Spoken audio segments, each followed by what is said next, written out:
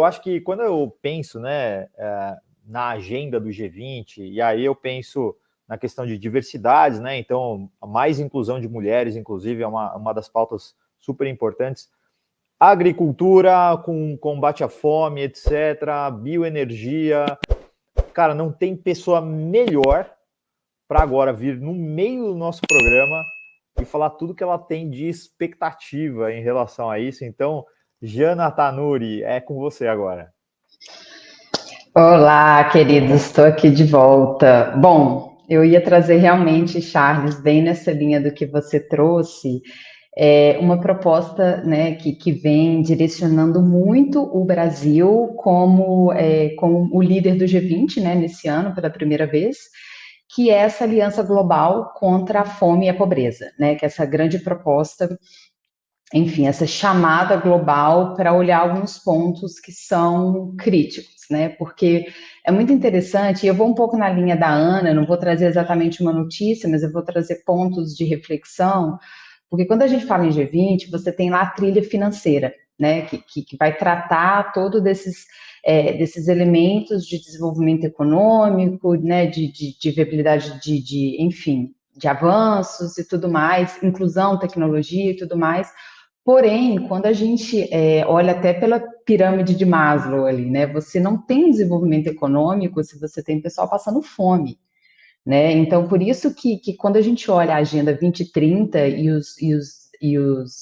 os 17 ODS, né, esses grandes desafios globais, os dois primeiros ODS é justamente o combate à pobreza e o segundo, o combate à fome, a todas as formas, né, de fome e desnutrição. Então, isso não é, pessoal, à toa, tá? E não é à toa também que o Brasil traz como pauta isso para a discussão do G20, porque, tá, desenvolvimento econômico, tudo, a gente não tem como a gente falar em desenvolvimento sustentável se a gente não fala dos 5 P's da sustentabilidade, né? Se você não fala de pessoas, planeta, parcerias, paz e prosperidade, se você não drive, né, não faz um drive focando isso, não tem como você falar em desenvolvimento sustentável. Isso é muito simples. E quando a gente fala em fome, né, o mapa da fome no mundo, ele é um quadro terrível, né? A gente está falando de mais de 700 milhões de pessoas que passam fome no mundo, né? Isso é uma em cada 10 pessoas, Jana, tá? mas Isso... desculpa te perguntar esse número, eu sempre tive dúvidas a respeito, eu não estou dizendo, pelo amor de Deus, não estou questionando, não. É uma dúvida metodológica. Quem que faz essa mensuração é a Oxfam? Porque houve alguns questionamentos a respeito da metodologia da Oxfam, né? Como é que está isso daí? Sempre tem esses questionamentos, né, Ana? Assim, porque você precisa ter uma métrica e você precisa ter uma base para poder chegar nesses números, né? Então, esse é um quadro que a FAO traz, inclusive, de 2021, né?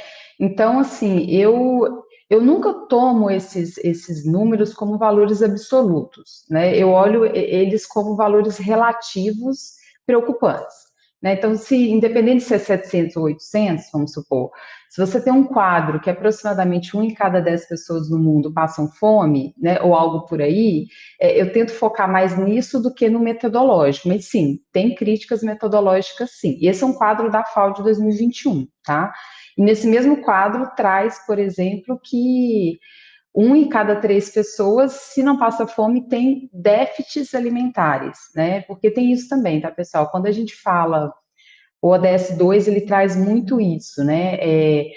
A gente fala em fome, em erradicar fome, mas também, que é a segunda meta lá do ODS, que a Aliança Global para superar a fome e a pobreza traz também, é a questão nutricional. Então, não adianta também ter um acesso calórico, né, se você não tem uma qualidade nutricional. Então, também é um ponto importante a ser olhado, que eu gosto sempre de trazer, quando a gente olha a Agenda 2030, os nexos.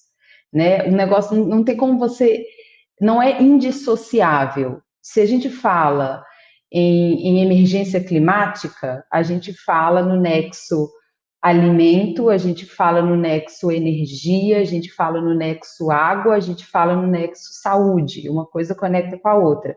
Se a gente traz a questão alimentar, você está falando de acesso a calorias, né, alimento, mas você está falando da qualidade nutricional e você está falando a saúde. Se você traz saúde, você está falando em saúde única também, que é saúde humana, saúde animal, saúde ambiental. Então, eu sempre gosto de trazer esses nexos sistêmicos, que a gente não pode achar que são problemas simples de serem resolvidos. Por isso que eu acho tão importante o Brasil ter trazido para a pauta, né, e ter trazido como direcionador a superação da pobreza e a superação da fome, tá? E isso eu acho que ele arrasta todos os outros, né? Porque, abrindo um parênteses, por exemplo, quando a gente fala, a gente observa hoje, gente, 4 grandes movimentos de transição, né? A gente tem um cenário de emergência climática, que a gente sabe que está acontecendo, mas a gente tem uma transição alimentar e dos sistemas agroalimentares, né? Porque não adianta a gente falar em produção de alimentos se a gente não fala isso de uma forma que faça um desenvolvimento social e traga resiliência ali para a população, tanto que produz quanto que consome. Você não consegue indissociar isso, né? Quando a gente está falando dessa transição alimentar, da transição energética, né? Porque matrizes mais sustentáveis de geração de energia, que depois alimenta todo o desenvolvimento econômico. A gente fala também de uma transição ambiental, né? Porque você vai fazer toda a produção baseada em sistemas sustentáveis que conservem o meio ambiente, né? Não tem como hoje falar uma coisa diferente disso.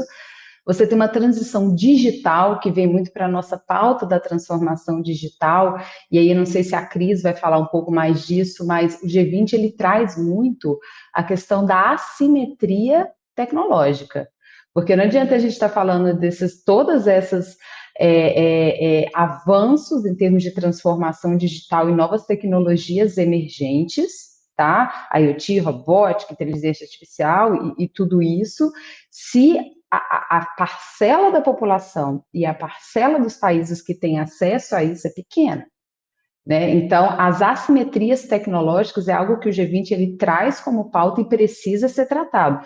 Vou dar um exemplo muito claro na minha área, que é o agro, tá? Fala-se muito em agrodigital, agro 4.0, robótica, inteligência artificial, tudo isso, quanto no Brasil a gente tem menos de 20% das propriedades rurais que têm acesso à internet. Tá? Então, assim, a gente tem que ter esses cuidados, esses olhares sistêmicos, né? E por último, pode falar, Nai. Tem um tema, um dos temas que é tratado, né, no G20, e aí eu estou com um exemplo aqui quentinho para dar também eu concordo com vocês dessa assimetria tecnológica de acesso, né, aos lugares que precisam dessas oportunidades, né, e é isso que eu vim trazendo aqui nos meus exemplos. E uma das temáticas é exatamente a água, né, como necessidade básica da vida. A gente sabe também que a gente tem milhões de pessoas que ainda não têm acesso à água potável. Então, a gente tem uma solução que chama Water.org, que é cofundada pelo Matt Damon, e eles colaboram também eles colaboram com parceiros locais para dar acesso de água e saneamento seguro. Então, eles colaboram para oferecer financiamento acessível para essas regiões, e aí a gente tem uma conexão de águas e banheiros com muito mais acesso para essas áreas, né, de saneamento. Então, só pegando um pouco também desses exemplos práticos, né, para a gente sair desse campo também só do precisamos fazer isso. Tem gente fazendo isso, né? Então, eu acho que vale sempre a gente pincelar com os exemplos nessas falas que vocês trazem, e eu estou aqui buscando enquanto a gente está comentando, tá? Mas volto para você ia colocar mais um ponto aí. E é legal, Nai, isso que você trouxe, gente, porque assim, senão a gente fica sempre na esfera da nuvem, né? A gente não consegue materializar isso e trazer para o real.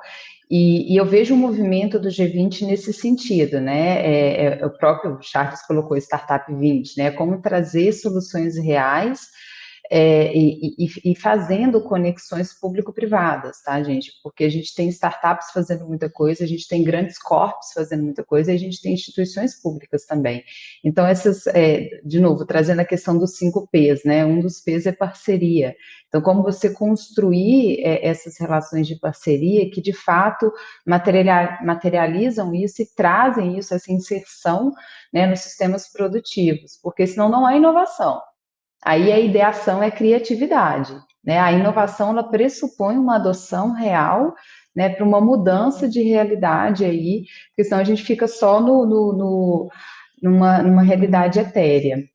E fechando, um outro ponto que eu queria trazer, que é importante a gente sempre estar ligado, e com certeza, Nai, você vai ter exemplos do que a gente tem um movimento muito interessante em termos de startups voltadas para a questão das mudanças climáticas, né, as climate techs, a questão da emergência climática. Eu queria trazer um ponto que às vezes muita gente não fala, e o G20 está trazendo luz para isso também, que ao mesmo tempo que existe a assimetria tecnológica, pessoal, existe também a desigualdade climática. O que é isso? Os países desenvolvidos são aqueles que muitas vezes contribuem mais para as emissões de gases de efeito estufa e tem esse impacto global, de novo, trazendo a fala da Ana, né? A gente não é um plano, a gente é um globo, então o que se faz de um lado impacta no outro. Porém, os países que mais sofrem os efeitos dessa emergência climática são os países em desenvolvimento.